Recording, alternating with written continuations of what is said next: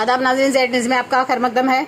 सुरनकोट में आम आदमी पार्टी के एक रोज़ा प्रोग्राम में इसहाक अहमद राना की सदारत में आम आदमी पार्टी का फजलाबाद पंचायत बी में इजलास मुनक्किद हुआ, जिसमें बहुत से लोगों ने आम आदमी पार्टी में शमूलियत इख्तियार की। आगे देखिए हमारे नुमाइंदा जहांगीर अहमद की ये रिपोर्ट। खैर बात कहकर सारी पार्टियों को खैर बात कहकर आम आदमी पार्टी ज्वाइन कर रहा हूँ। आम आदमी पार्टी ज्वाइन कर रहा हूँ। हुक्म खुदा से हमेशा ईमानदारी और दीनदारी से चलता रहूंगा। हमेशा ईमानदारी और दीनदारी से चलता रहूंगा।